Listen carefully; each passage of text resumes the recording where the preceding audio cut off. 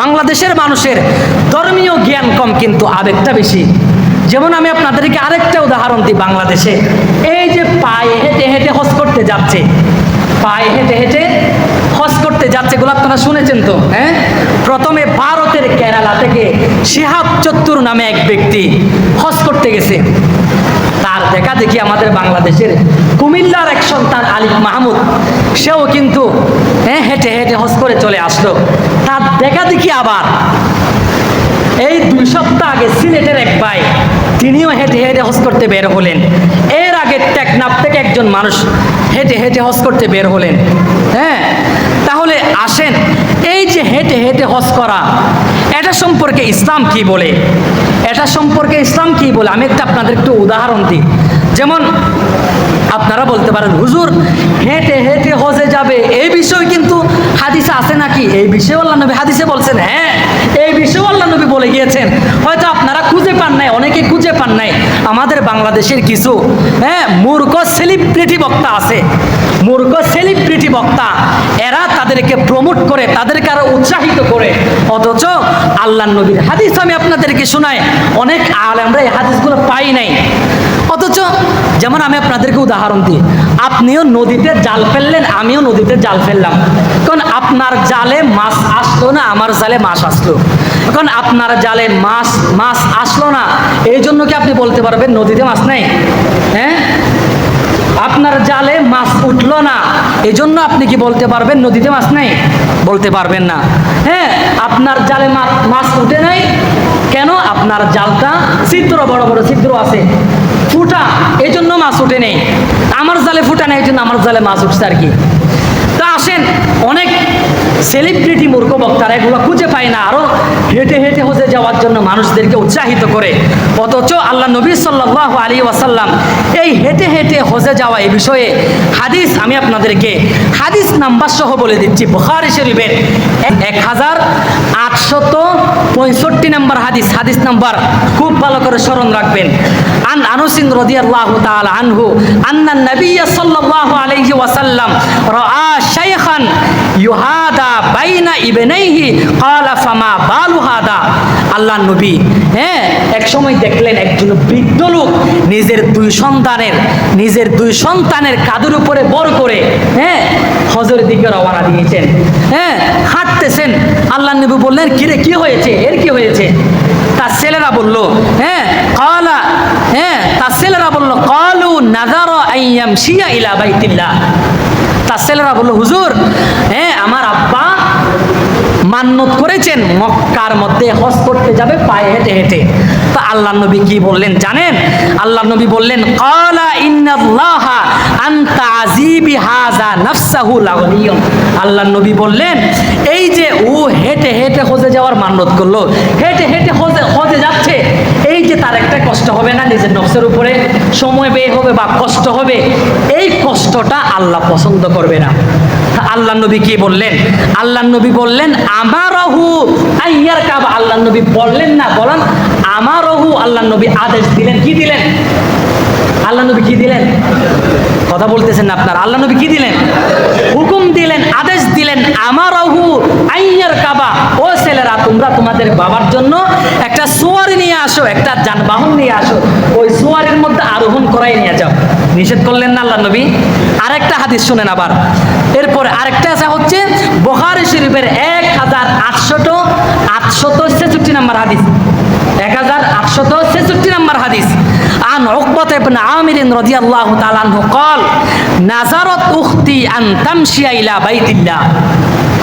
হযরত উকবা বিন আমির রাদিয়াল্লাহু তাআলা আনহু তিনি বললেন, আমার বোন পায়ে হেঁটে হজে যাওয়ার জন্য মান্নত করলেন। এখন আমার বোন ফামারাতনি আন আস্তাফতিয়া লাহান নাবিয়্যা ফাস্তাফতাইতুহু, অর্থাৎ আমার বোন আমার হুকুম করলেন আমি যেন এই বিষয়ে আল্লাহর নবীর থেকে ফতোয়া তলব করি, ফতোয়া চাই। তোই উকবা বিন আমির বললেন, আমি আল্লাহ নবীর কাছে ফতোয়া চাইলাম। আল্লাহর নবী আমার কি ফতোয়া দিলেন শুনেন আপনারা। আল্লাহর নবী কি বললেন জানেন? ফাকাল আলাইহিস সালাম লিতামশি ওয়া লিতারকাব, লিতামশি ওয়া লিতারকাব। অর্থাৎ আল্লাহর নবী বললেন, যেই যেই জায়গাগুলা সোয়ারি দিয়ে আরোহণ করে যাওয়া যায়। যেই জায়গাগুলা যানবাহনে আরোহণ করে যাওয়া যায় এগুলা যানবাহনে আরোহণ করে যাবে, এবং যেগুলা যানবাহন দিয়ে যাওয়া যায় না এগুলা চাইলে সে হেঁটে যেতে পারবে। এখন আপনারা বলেন তো, এই দুইটা হাদিস আমি আপনাদেরকে শোনাইলাম, এই দুইটা হাদিসকে সামনে রেখে এখন আপনারা কি সিদ্ধান্ত? এই যুগে যদি আল্লাহ নবী বেঁচে থাকতেন তাদেরকে নিষেধ করতেন কি করতেন না? করতেন না? হাদিসের মাধ্যমে কি বুঝলেন? এটা কি সহিহ হাদিস, বুখারী শরীফের হাদিস, হাদিস নাম্বার বললাম, সন্দেহ লাগলে খুঁজে নেবেন। এই জন্য অযথা আবেগ আপনারা দেখাবেন না।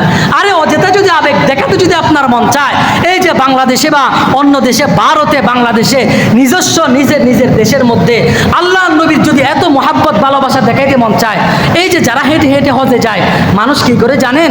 ওরা যখন হজে বের হয় মানুষ এসে তাদের সাথে সেলফি নেয়, সেলফি নিয়ে ফেসবুকে পোস্ট করে, এর দেখো মাশাআল্লাহ আলহামদুলিল্লাহ কি নবীর আশেক, দেখো পায়ে হেঁটে হজে যাচ্ছে।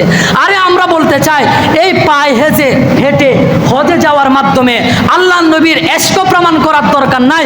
এই বাংলাদেশের মধ্যে, ভারতের মধ্যে, পাকিস্তানের মধ্যে আল্লাহ নবীর দুশ্মনেরা, গুস্তাখ রাসূল বেয়াদবরা আল্লাহ নবীর নিয়ে কটূক্তি করতেছে, আল্লাহ নবীর চরিত্র নিয়ে বিরূপ মন্তব্য করতেছে, কুরুচিপূর্ণ মন্তব্য করতেছে। পারলে আল্লাহ নবীর মহাব্বত দেখায়া ওই বেয়াদবদের জিহ্বা টেনে ছিঁড়ে দাও, ঠিক কিনা বলে? এটাই তো মহাব্বতের পরিচয়। এই যে বাংলাদেশের মধ্যে এমন সাম্প্রতিক সময়ে ছোট্ট একটা ঘটনা আমি আপনাদেরকে বলি, আগের ঘটনা। ইলমুদ্দিন রহমতুল্লাহ আলাই, এই যে ভারতের মধ্যে 1920 সালে একজন লেখক রঙ্গিলা রসুল নামক একটা বই লিখে আল্লাহ নবীর বিরুদ্ধে বিরূপ মন্তব্য করলো, কুরুচিপূর্ণ মন্তব্য করলো। গোটা ভারতের মধ্যে, পাকিস্তানে, বাংলাদেশে সব জায়গার মধ্যে ব্রিটিশ আমলে আর কি ইংরেজ শাসনে আন্দোলনের মধ্যে ফেটে পড়লো, মানুষ আন্দোলনে নেমে গেল। এমন সময়ে আন্দোলনের এক পর্যায়ে মানুষ বক্তব্য দিচ্ছেন, হুজুররা বক্তব্য দিচ্ছেন, এমন সময়ে একজন ব্যক্তি কাঠমিস্ত্রি ইলমুদ্দিন রহমতুল্লাহ আলাই, তিনি ওই সমাবেশের পাশ দিয়ে যাচ্ছেন। তিনি যখন শুনতে পেলেন আল্লাহ নবীর নিয়া রঙ্গিলা রসুল লিখেছেন ভারতের দিল্লির এক ব্যক্তি, এটা শোনার পরে তিনি বললেন, আমি আল্লাহ রসুলের আশেক বেঁচে থাকবো, আমার নবীর বিরুদ্ধে কটূক্তি করবে, আমার নবীর চরিত্র নিয়ে বাজে মন্তব্য করবে, আমি বেঁচে থেকে কি লাভ? তাড়াতাড়ি তিনি দোকানে গিয়ে একটা কঞ্জর খরিদ করলেন। কঞ্জর খরিদ করার পরে মার কাছে গেছে, মা আপনি আমার চিরবিদায় দিয়ে দেন, আমি আর এখানে ফিরে নাও আসতে পারি, কেন আমার ফাঁসি হয়ে যেতে পারে, আপনি আমার দ্রুত বিদায় দিয়ে দেন। তারপরে মা বলল, কেন কেন কি হয়েছে? তখন বলল, এই অবস্থা, একজন বেয়াদব গুস্তাখ রাসূল আমার নবীর নিয়া বাজে মন্তব্য করেছে, কুরুচিপূর্ণ মন্তব্য করেছে, আমি তার হত্যা করব। তো মা বললেন, ছেলে, ও আমার কলিজার টুকরা সন্তান, দেরি করিস না, তাড়াতাড়ি যা। আল্লাহু আকবার বলে কি বললেন? তো সন্তান অবাক হয়ে বললেন, মা আমার আপনি তাড়াতাড়ি কেন যেতে বললেন?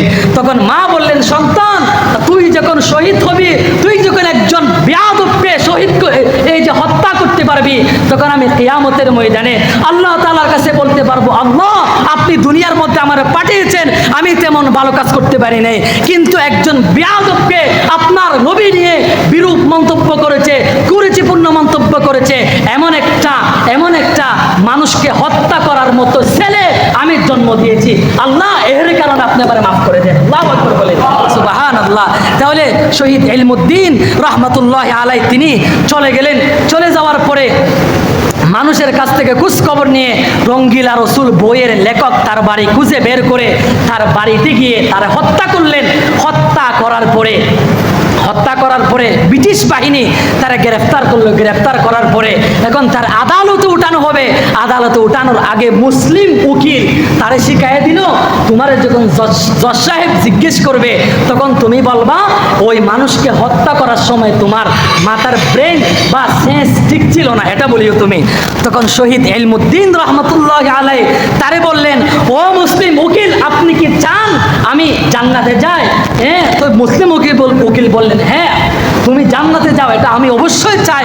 তখন বললেন, শুনো শহীদ ইলমুদ্দিন বললেন, শুনো, আমি যখন গত রাত্রে ঘুমিয়েছিলাম, ঘুমের ঘরে আল্লাহ নবী আমার স্বপ্নে যুগে দেখা দিয়েছে। সুবহানাল্লাহ বলেন। আল্লাহ নবী বললেন, ও ইলমুদ্দিন, তুই যখন ফাঁসির কাস্টে ঝুলে, ফাঁসির কাস্টে যখন ঝুলবি মারা যেতে দেরি হবে, ফাঁসির কাস্টে ঝুলতে দেরি হবে, আমি নবীর সাথে তোর মোলাকাত হতে, সাক্ষাৎ হতে দেরি হবে না। সুবহানাল্লাহ বলেন। শেষ পর্যন্ত ব্রিটিশ আদালত তারে ফাঁসির রায় দিয়ে দিল, ভারতের মধ্যে তার লাশ দাফন করে দিল। এরপরে সে ছিল পাকিস্তানের ছেলে, পাকিস্তানের মানুষ আন্দোলন শুরু করার পরে কি হইল জানেন আপনারা? তারপরে শেষ পর্যন্ত তারা লাশ ফেরত দিতে বাধ্য হয়েছিল 15 দিন পরে। কয়দিন পরে? 15 দিন পরে লাশ ফেরত দেওয়ার জন্য লাশ যখন কবর থেকে উত্তোলন করা হবে, 15 দিন পরে যখন লাশ কবর থেকে উত্তোলন করা হচ্ছে, গোটা পৃথিবীর মানুষ তখন সাক্ষী ছিল, গোটা পৃথিবীর মানুষ দেখেছিল 15 দিন লাশ কবর দিয়েছে, কিন্তু উত্তোলন করার সময় তাজা লাশ যেভাবে কবরে রেখেছে সেভাবে। সুবহানাল্লাহ বলেন। আল্লাহু আকবার। আল্লাহর আশিক, এরাই হচ্ছে আল্লাহর আশিক। আল্লাহর মুহাব্বত, নবীর মুহাব্বত যদি প্রমাণ করতে হয় এভাবেই প্রমাণ করতে হবে, তাই না? এই যে বাংলাদেশের মধ্যে, আমাদের বাংলাদেশে পুলিশের একটা এসপি মাশরুফ, উনি আল্লাহ নবীর নিয়া বিরূপ মন্তব্য করেছে। সাম্প্রতিক সময়ে পুলিশের একজন এসপি আল্লাহ নবীর নিয়ে কটূক্তি করেছে, আল্লাহ নবীর নিয়ে বাজে মন্তব্য করেছে। আমাদের দাবি হচ্ছে বাংলাদেশের মুসলমান এই আন্দোলনে নেমে পড়ার আগে বাংলাদেশের প্রশাসন এবং সরকার বাহাদুরের কাছে আমাদের দাবি হচ্ছে অনতি বিলম্বে তারে চাকরি থেকে বরখাস্ত করে শাস্তির আওতায় আনতে হবে। ঠিক কিনা বলেন? আল্লাহ তাআলা আমাদের সরকার বাহাদুরকে ওরে চাকরি থেকে বরখাস্ত করে শাস্তির আওতায় আনার তৌফিক দান করুক, বলেন আমিন।